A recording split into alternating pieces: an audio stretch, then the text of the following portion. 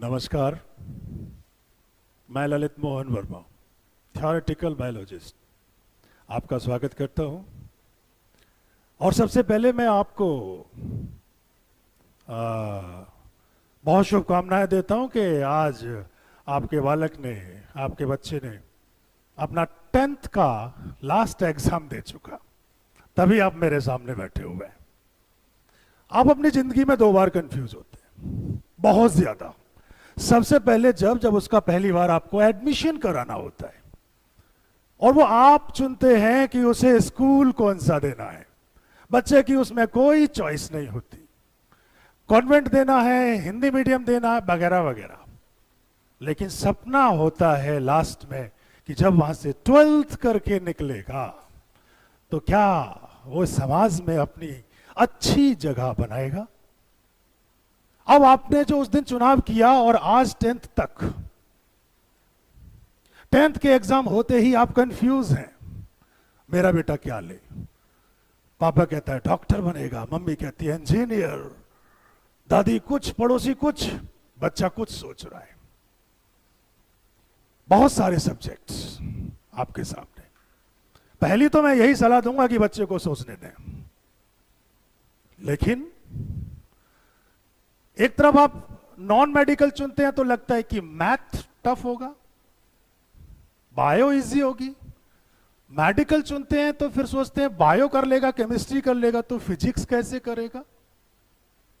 जब कॉमर्स चुनते हैं तो सोचते हैं सीए कराऊं तो जल्दी है, सीएस कराऊं तो कई साल लग जाएंगे। मत सोचिए, बच्चे से पूछिए, खुल के सोचने दीजिए उसे।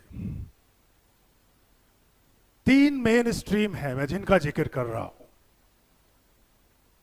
Medical, non medical and commerce stream. Trinity है ये, ब्रह्मा विष्णु महेश। जिस तरह से 3 देवता हैं उस तरह से ये 3 ट्रिनिटी है। आप कोई सा भी चुनाव कर लीजिए, लेकर आपको एक ही जगह पर जाएंगे जो उसकी मंजिल होगी। फिर भी a little bit confusion. Her field का अपना एक अलग टेस्ट होता है।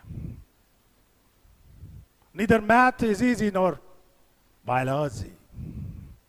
मैथ थोड़ा प्रैक्टिस करने वाला है, मेडिकल में इजी रहता है। क्यों? क्योंकि वो मेमोराइज करना है। मैथ को प्रैक्टिस करना है, इंजीनियर बनना है। बायोलॉजी को मेमोराइज करना है, रिवीजन करना है। लेकिन बीइंग ए बायोलॉजी एक्सपर्ट, मैं आपको बायो के बारे में कुछ बताना चाहूंगा। बायोलॉजी पहला मतलब आप खुद को ही पढ़ रहे हैं। डॉक्टर साहब को आपने इंजेक्शन लगाते देखा होगा कि ऐसे करके कहीं भी घुसा देते नहीं, उन्हें पता है वो कौन सी मसल है, वो डेल्टॉइड है या ग्लूटियस है। वो अपने मन में एक स्क्वायर बनाते हैं या एक सर्कल बनाते हैं, उसका एक अपर हिस्से पे इंजेक्शन लगाते हैं, नहीं तो गलत जगह लग जाएगा। बायोलॉजी, एक एग्जांपल देता हूं बायोलॉजी क्यों काम आती है, कंफ्यूज भी करती है। शैम्पू का एक ऐड बन रहा था, एक बहुत बड़ी कंपनी शैम्पू का ऐड बना रही थी।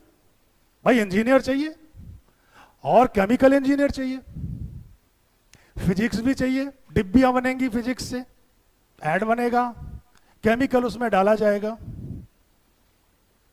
अब जब ये तैयार कर रहे थे, बड़ा सुंदर सा ऐड तैयार किया, लंबे घराले घुंघराले बाल वगैरह वगैरह। वहीं पे एक भाई साहब बैठे थे टीम में, उन्होंने पूछ लिया कि आप एक बात बताओ, इतना अच्छा ऐड बना रहे हो, आप सारे फिजिक्स केमिस्ट्री के यहां पे लगे हुए हो, आपने भिखारी देखा होगा। भिखारी ना तो कभी नाता ना शैम्पू लगाता, ना बालों में साबुन लगाता, लेकिन उसके बाल कभी उड़ते ही नहीं। हमने कभी गंजा भिखारी नहीं देखा। इसके पीछे क्या तुक है यार, ये कैसे पता चले? ये तो भैया बायोलॉजी बताएगी। बायो का मतलब आपके अपने अंदर चलने वाले हर ऑर्गन सिस्टम की जानकारी, आपके दिल का धड़कना, आपका चलना। अब इंजीनियर से पूछ लीजिए आप। देखिए, मैं किसी स्ट्रीम की बुराई नहीं करूंगा। एक सीए खड़ा कर दीजिए, एक इंजीनियर खड़ा कर दीजिए, एक डॉक्टर खड़ा कर दीजिए, द डिसेंट वन बहुत शालीनता से, सभ्यता से खड़ा हुआ एक डॉक्टर पाएगा। आई एम सॉरी कि बाकी ये ना समझे, क्यों? क्योंकि बड़ा पेशेंस सीखते हैं वो लोग। अगर आपका बेटा माना इंजीनियरिंग कर रहा है, दैट्स ग्रेट, गाड़ियों को सही करेगा, बहुत बढ़िया बड़ी गाड़ी होंगी, लेकिन बंद करके, और बायोलॉजी एक जिंदा बॉडी को ऑपरेट करती है, उसे सही करती है, चाहे वो हार्ट का ऑपरेशन हो, चाहे वो लंग्स का हो, चाहे वो किडनी का हो। खैर बहुत सारी बातें हैं जो इसमें मैं कर सकता हूं, लेकिन बात मेन ये है कि आखिर बायोलॉजी चुना क्यों? हमने तो बस ये सुना है बायो के बाद नीट कर लीजिए, और भैया नीट में तो सब आते नहीं, लाखों लोग बैठते हैं, हजारों लिए जाते हैं, हमारा बच्चा करेगा क्या? तो बायो को दो हिस्सों में बांटो, with NEET, without NEET.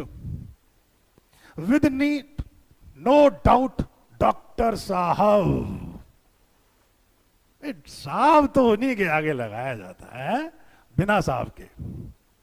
Doctor साहब किस चीज के? एक तो एमबीबीएस, अंग्रेजी दवाइयों के बन सकते, 50 पैसे की एक टैबलेट 5,000 में भी जाती है। डॉक्टर साहब जानते हैं कि हकीकत क्या है।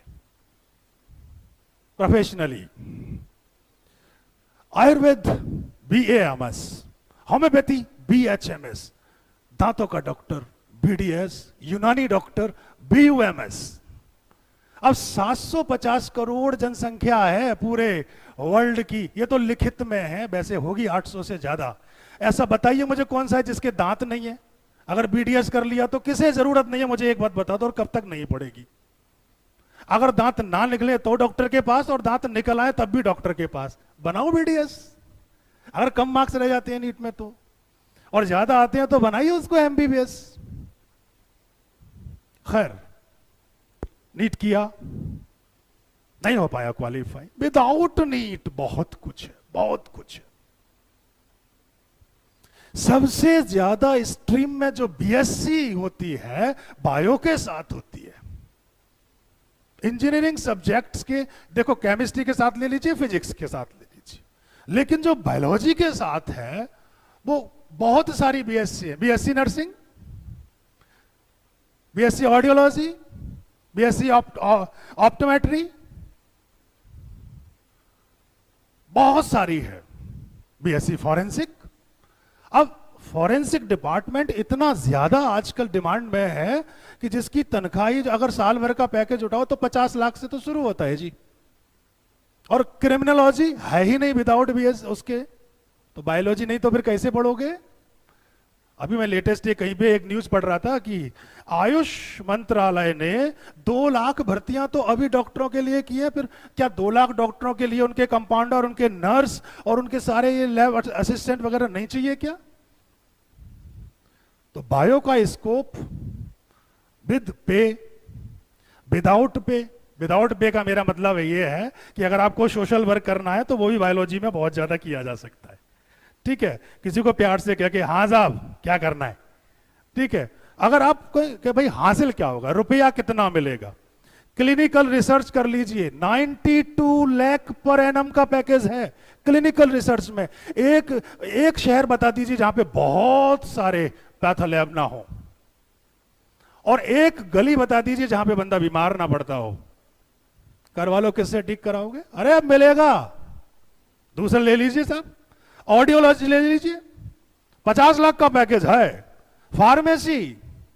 फार्मेसी जिसने कर लिया, अब बताओ गली के नुक्कड़ पे ही एक उसकी दुकान होगी केमिस्ट की। जितनी भी दुकानें हैं ना केमिस्ट की, वो सारे फार्मेसी करके बैठे हैं, वो इंजीनियर नहीं है।